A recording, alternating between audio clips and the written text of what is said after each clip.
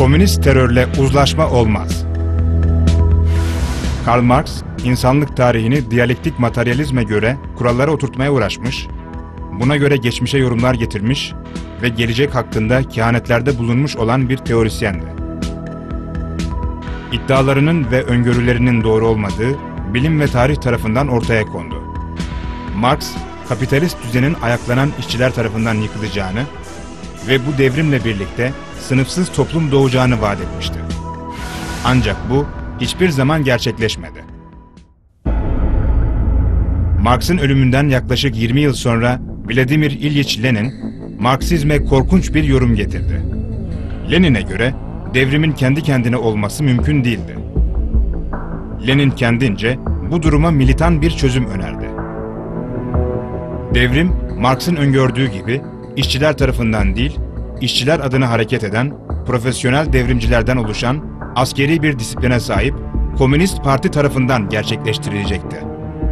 Komünist Parti, silahlı mücadele ve propaganda yöntemlerini kullanarak devrim gerçekleştirecek, iktidarı ele geçirdiği andan itibaren Lenin'in proletarya diktatörlüğü adını verdiği acımasız ve katı bir rejim kurulacak, rejim muhaliflerini tasfiye edecek, özel mülkiyeti ortadan kaldıracak ve toplumun komünist düzene doğru ilerlemesini sağlayacaktı.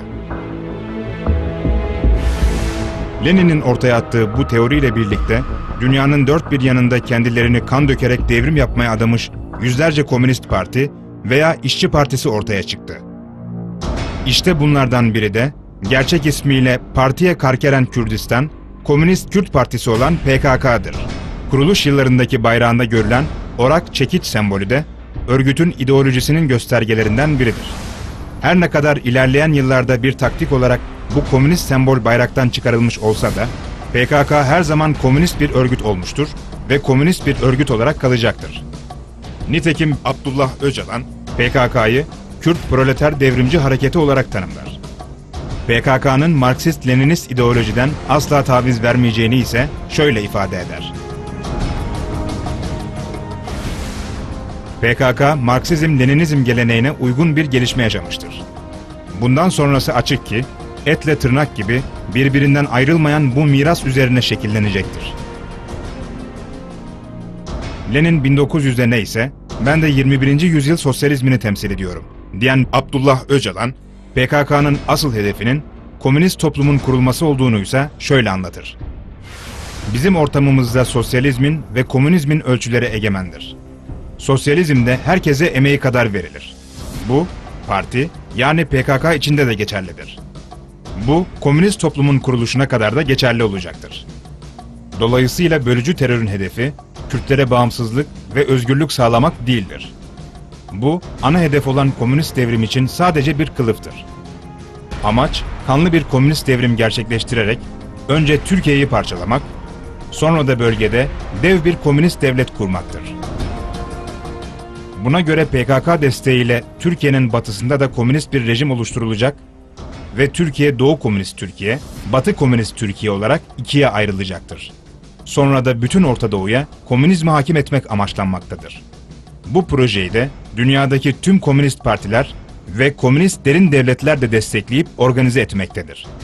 Komünist ideolojinin en önemli özelliklerinden biri, devrime giden süreçte gerekirse geri adım atmak ama asla asıl hedef olan devrimden vazgeçmemektir. Bir komünist için devrimden vazgeçmek mümkün değildir. Bu nedenle komünist terörü uzlaşmayla, anlaşmayla, pazarlıkla, tavizle durdurmak diye bir şey yoktur. Nitekim tarih bu gerçeğin örnekleriyle doludur. Bazı kimseler bizi zalimliğimiz sebebiyle ayıpladıkları zaman bu kişilerin en basit Marksist prensipleri dahi nasıl unutabildiklerine hayret etmekteyiz, diyen Lenin, proletarya diktatörlüğünü kurana kadar da, kurduktan sonra da Rusya'yı kana buladı.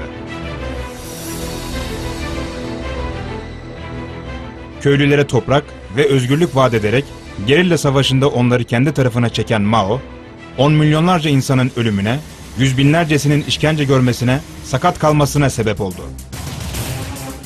Ama hiçbiri ideolojilerinden ve hedeflerinden asla vazgeçmedi. Devrim gerçekleşinceye kadar taktik olarak geri adım atar gibi göründüler, gerektiğinde kendini gizlediler, sözde özgürlükten, barıştan, anlaşmadan söz ettiler. Ama asla amaçlarından, yani proletarya diktatörlüğü kurma hedeflerinden hiç caymadılar. Dolayısıyla terörle mücadelede bu gerçeğin asla göz ardı edilmemesi gerekir. PKK komünist bir harekettir ve komünist bir devrim yapıp proletarya diktatörlüğü kurma hedefinden vazgeçmemiştir. Yapılması gereken terörün ideolojisine karşı bilimsel çalışma yapmaktır. Komünist terörü ayakta tutan, Darwinizmin ve diyalektik materyalizmin geçersizliğinin bilimsel delillerle anlatılması, halka Marksizmin, Leninizmin, Stalinizmin çöktüğünün gösterilmesi, teröre öldürücü darbeyi indirecektir. Devletin televizyon ve radyoları, tüm basın yayın organları, önde gelen fikir insanları, yazarlar, konuşmacılar, profesörler, eğitmenler, netice getirmeyecek tüm yöntemleri bir kenara bırakıp, anti-Darwinist, anti-materyalist, anti-komünist ilmi çalışmanın içerisinde yer almalıdır. Bu yapıldığında, yani Darwinizmin ve materyalizmin bilimsel olarak çöktüğü, diyalektik materyalizmin geçersizliğinin ispatlandığı, Marksizmin hiçbir bilimsel dayanağının olmadığı, komünizmin bilimsel olarak geçersiz olduğu, bilimsel delilleriyle anlatıldığında, milletimiz bu konuda sevgiyle, şefkatle ve sabırla bilinçlendirildiğinde, komünist terör de Allah'ın izniyle tarihe karışacaktır.